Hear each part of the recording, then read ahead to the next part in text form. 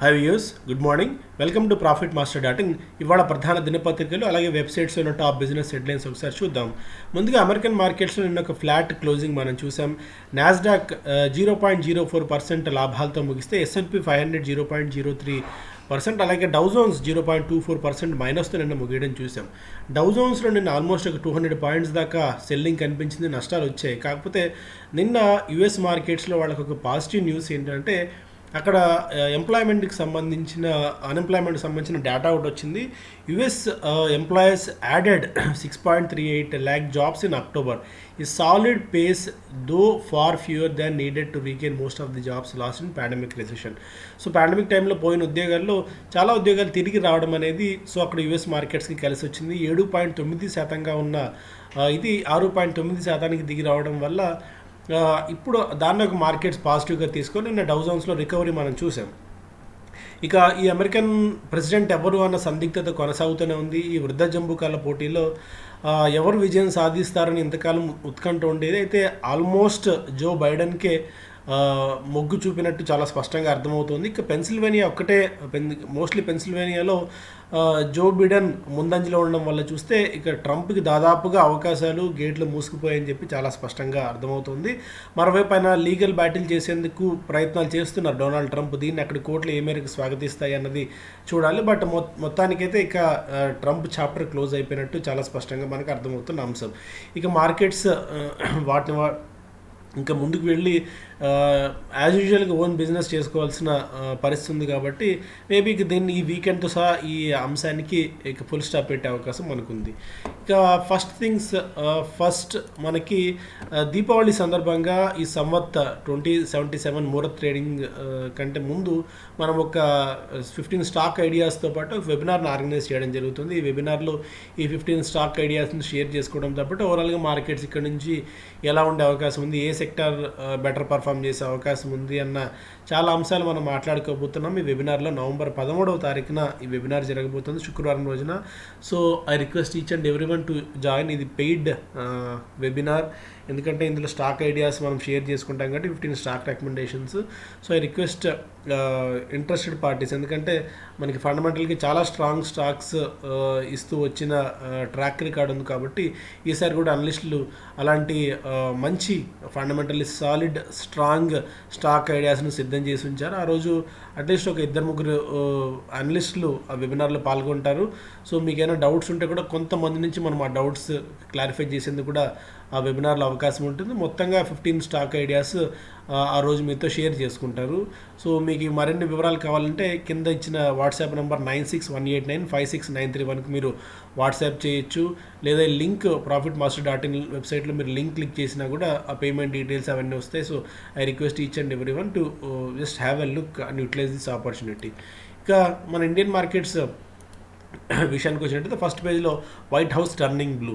So White House ఇక almost White House శ్వేత సౌతాధిపతి జో బైడెన్ అని ఇక మోస్ట్లీ అందరూ ఎక్స్పెక్ట్ చేస్తున్న తరుణం. కాబట్టి ఇది stock edges higher, dollar and crude fall, US bond yields rise and improved jobs data, oil slides below 37 a barrel on surging Covid cases. మరోవైపు కోవిడ్ కేసుల భయం కూడా పెరుగుతోంది. అక్కడ రోజుకు ఇప్పుడు బిలో 1 lakh ఉన్న కేసులు కాస్త ఇప్పుడు 1.2 lakh కేసులు రోజుకు నమోదు అవుతున్నాయి.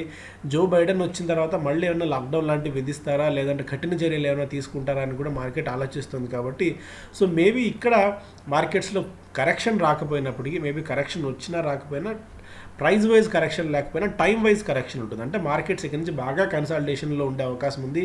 ఇక్కడ నుంచి మార్కెట్స్ మన పేషెన్స్ని టెస్ట్ చేస్తాయి, అది మాత్రం ఖచ్చితం. ఎందుకంటే మార్కెట్స్లో పడకపోయినా పెరగకపోయినా అక్కడక్కడే ఉన్నా కూడా చాలామందికి కొత్తగా వచ్చిన రీటైల్ ఇన్వెస్టర్స్ వాళ్ళ పేషెన్స్ బాగా టెస్ట్ చేస్తుంది. కాబట్టి సో మార్కెట్స్ అనేది అంత ఎగ్జైటింగ్ ఏమి ఉండవండి. ఇప్పుడు మార్కెట్స్ ఏంటంటే రూపాయి మనం పోగేసుకొని ఒక సంపద సృష్టించుకోవాలంటే చాలా టైం పడుతుంది. దానికి మనం చాలా ఓర్పు కావాలి మార్కెట్స్లో. ఫస్ట్ ఆఫ్ ఆల్ అలాంటి ఓర్పు ఉంటేనే మనకు మార్కెట్స్లో డబ్బులు వస్తాయి. ఇప్పుడు కూడా అలాంటి ఓర్పుని తెచ్చుకోవాల్సిన అవసరం ఉంటుంది. కాబట్టి మార్కెట్స్లో ఇప్పుడు జస్ట్ వెయిట్ అండ్ వాచ్ మోడ్లో ఉండి మన ఇన్వెస్ట్మెంట్స్ని ఎలా ప్రొటెక్ట్ చేసుకోవాలి, ఫండమెంటల్గా క్వాలిటీ స్టాక్స్ను ఎలా సెలెక్ట్ చేసుకొని ఉంచుకోవాలన్న ఒకే ఒక్క అంశాన్ని మనం గుర్తుపెట్టుకోవాలి. మిగిలింది ఇక మార్కెట్ డైనమిక్స్ చేంజ్ అవుతుంటాయి కాబట్టి దానికి తగ్గట్టు ఆ ఫ్లోతో మనం ఫాలో అయిపోవాలి. కానీ సో అగైన్స్ ద ట్రెండ్ వెళ్తాము, లేదంటే మనం హీరోయిజం చూపిస్తాం అనుకుంటే ఈ టైంలో డబ్బులు పోయే ప్రమాదం ఉంటుంది. And Zydus to test it's vaccine on 30,000 patients in phase 3. So Zydus Cadila ఈ కోవిడ్ వ్యాక్సిన్ జికోవ్ డి ఏదైతే వాళ్ళు ప్రస్తుతం ట్రయల్స్లో ఉన్నారో అది phase 3లో 30,000 మంది మీద ప్రయోగం చేయబోతున్నారు నెక్స్ట్ వీక్. అటువైపు భారత్ బయోటెక్ కూడా ఫిబ్రవరి నాటికి వ్యాక్సిన్ తీసుకొస్తామని చెప్తుంది. సో చూడాలి ఎవరు ముందంజలో ఉన్నారు, ఎవరు వ్యాక్సిన్ సేఫ్గా బయటికి వస్తుంది, ఎలాంటి కాంప్లికేషన్స్ లేకుండా అని చెప్పి. మోస్ట్లీ మొత్తానికి చూస్తే అటు ఇంటర్నేషనల్ మార్కెట్స్ నుంచి న్యూస్ బాగా తగ్గిపోయింది. ఇంతకాలం జేఎన్జే గురించి కానీ, లేకుంటే మోడర్నా, అలాగే ఆస్ట్రాజెనకా వీళ్ళంతా ఇస్తున్న వ్యాక్సిన్ ట్రయల్స్కి సంబంధించి న్యూస్ ఫ్లో తగ్గింది. బట్ మన కంపెనీలు న్యూస్ ఫ్లో పెరిగింది కాబట్టి మేబీ వాళ్ళకంటే మంది ముందు రావచ్చేమో చూడాలి. Stocks continue to march ahead in lock step in with Biden. So march ahead నాటికి మన స్టాక్స్ ఆ స్థాయికి మార్కెట్స్ అండ్ స్టాక్స్ చేరుకోవడం చూస్తున్నాం. వరుసగా 5వ రోజు కూడా ర్యాలీ మన మార్కెట్స్లో కొనసాగింది. ఎఫ్పిఐస్ ఫారిన్ పోర్ట్ఫోలియో ఇన్వెస్టర్స్ దాదాపు 4,900 కోట్ల రూపాయల మేర కొనుగోలు జరిపితే డిఐఎస్ మాత్రం అమ్ముతున్నారు. Domestic institutional investors profit book చేసుకుంటున్నారు. దాదాపు 3,000 కోట్ల రూపాయల మేర సెల్లింగ్ వాళ్ళని మనం చేయడం చూసాము. సో మొత్తానికి అటు ఇంటర్నేషనల్ మార్కెట్స్ నుంచి మనకు క్లారిటీ కూడా వచ్చింది కాబట్టి ఇప్పుడు ఎమర్జింగ్ మార్కెట్స్ మీద దృష్టి పెడుతున్నారు. అండ్ రిలయన్స్ ఒక మేజర్ న్యూస్, దాదాపు 10,000 కోట్ల రూపాయల మేర వాళ్ళకు రిలయన్స్ రిటైల్ వెంచర్స్కి పెట్టుబడి వచ్చింది కాబట్టి పిఏఎఫ్ నుంచి రిలయన్స్ స్టాక్లో నిన్న 4% దాకా జంప్ చూసాం మనం. 2029 దగ్గర అక్కడ ఈ ప్రైజ్ కోట్ అవుతుంది. Private banks could turn major gainers. Nifty Bank forms golden crossover pattern. HDFC Bank among the banks that miss per rally. అనలిస్టులు అంచనా ప్రకారము కొన్ని బ్యాంక్స్ అంటే గోల్డెన్ క్రాస్ ఓవర్ అంటారు కదా, మన టెక్నికల్ చార్ట్స్ పరంగా చూస్తే ఆ గోల్డెన్ క్రాస్ ఓవర్లో భాగంగా చూస్తే కొన్ని బ్యాంక్స్ ఇక్కడి నుంచి కూడా బాగా పర్ఫామ్ చేసే అవకాశం ఉంది. అందులో హెచ్డిఎఫ్సి బ్యాంక్ ముందంజలో ఉంటుంది. Kotak Mahindra bank, SBI, ICICI and axis bank could Boost these stocks in these festive season. ఈ ఫెస్టివ్ సీజన్లో ఈ స్టాక్స్ మనం కన్సిడర్ చేయొచ్చు అని చెప్పి స్ట్రీట్ ఎక్స్పెక్ట్ చేస్తుంది. ముందు నుంచి నిన్న కూడా నేను చెప్పినట్టు స్టేట్ బ్యాంక్ ఆఫ్ ఇండియాలో డిప్స్లో ఖచ్చితంగా మన పోర్ట్ఫోలియోలో ఉంచుకోవచ్చు అనిపిస్తుంది ఇక్కడ నుంచి. ఎందుకంటే వర్స్ట్ అయిపోయిందేమో అన్న ఇది మనము చూస్తున్నాము స్టేట్ బ్యాంక్ ఆఫ్ ఇండియాలో. బట్ ఇక్కడ నుంచి మెల్లగా దాన్ని కూడా అక్యుములేట్ చేసుకోవచ్చు. కార్పొరేట్ స్కోర్ కార్డ్స్ చూస్తే ఐటీసీ నిన్న రిజల్ట్స్ని అనౌన్స్ చేసింది. 20% దాకా డిప్ మనకు నెట్ ప్రాఫిట్స్లో చూసాము. With marginal increase 1.2% increase in stand alone gross revenue. So gross రెవెన్యూలో కొద్దిగా జంప్ వచ్చింది కానీ బట్ రెవెన్యూ నెట్ ప్రాఫిట్ తగ్గింది బికాజ్ సిగరెట్ స్పేస్లో బిజినెస్ బాగా తగ్గింది. హోటల్ స్పేస్ నష్టాలు రావడం ఈ కంపెనీ మీద చాలా ఇంపాక్ట్ చూపించింది. బట్ కొద్ది గొప్ప డెబిట్ మార్జిన్స్ కానీ ఆర్ మిగిలిన FMCG space and agri space ఇవన్నీ కొద్ది గొప్ప రికవర్ అవుతున్నాయి కాబట్టి ఒక వర్స్ట్ పర్ఫార్మెన్స్ అని చెప్పలేము. బట్ టఫ్ టైమ్స్, ఎందుకంటే ఐటీస్ లాంటి చాలా పెద్ద కంపెనీ ఇమ్మీడియట్గా రోజుల వ్యవధిలో, నెలల వ్యవధిలో తన బిజినెస్ మోడల్ మార్చుకొని చేయడం అనేది కుదిరే పని కాదు. ఎందుకంటే దాదాపు 2 లక్షల కోట్ల రూపాయల మేర, ఆల్మోస్ట్ మనకి 1,00,000 కోట్ల రూపాయల మేర అంత పెద్ద రెవెన్యూ జనరేట్ చేసే కంపెనీ కాబట్టి ఇమ్మీడియట్గా అంత ఈజీగా అద్భుతాలు జరగవు ఇలాంటి కంపెనీస్లో. But slow and steady wins the race అని ఆ స్లో అండ్ స్టడీగా కంపెనీస్ ముందుకెళ్తుంటాయి. Ashok Leyland reports 147 crores in September quarter, 147 కోట్ల రూపాయల నికర నష్టాన్ని కంపెనీ అనౌన్స్ చేసింది. అండ్ రెవెన్యూ కూడా ఆల్మోస్ట్ ఒక 28% మేర తగ్గడం చూస్తున్నాము. అయితే ఇక్కడ ఎస్పెషల్లీ అశోక్ లేలాండ్ మాత్రం అద్భుతాలు ఇక్కడి నుంచి సృష్టించే అవకాశం లేదు అని చెప్పి మోస్ట్లీ స్ట్రీట్లో వినిపిస్తున్నమాట. ఇక India cement net surges 8-fold to 71 crores in Q2. So cement space అట్రాక్టివ్గా ఉంది అని చెప్పి మనం పదే చెప్పుకుంటూనే వస్తున్నాము. ప్రాఫిట్స్ దాదాపు 8 రెట్లకు పెరిగి, అంటే 9 కోట్ల రూపాయలు ఉన్న ప్రాఫిట్ గత ఏడాది ఇప్పుడు 72 కోట్ల రూపాయల మేరకి పెరిగాయి.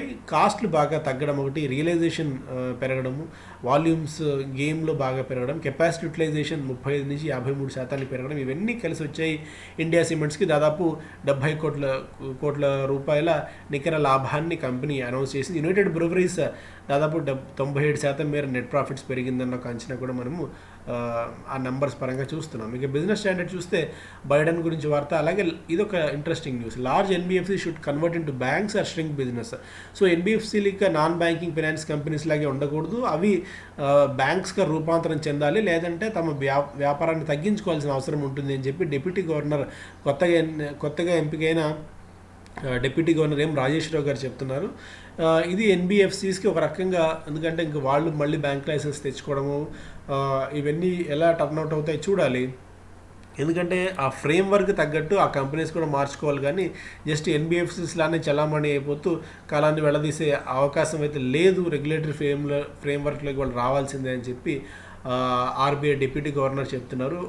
అంటే సో ఎన్బిఎఫ్సిస్లో కొద్దిగా యాక్టివిటీ అయితే ఖచ్చితంగా ఉండొచ్చు.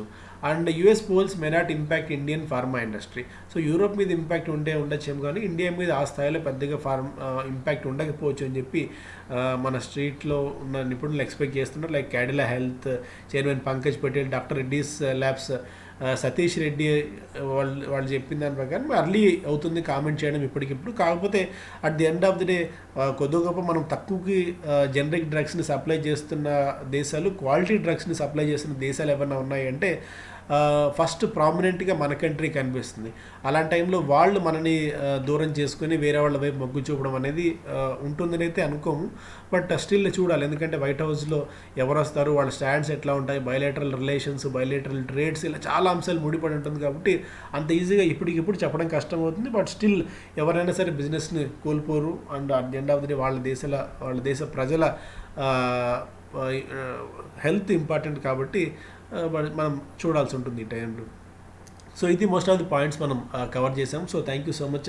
Have a great weekend.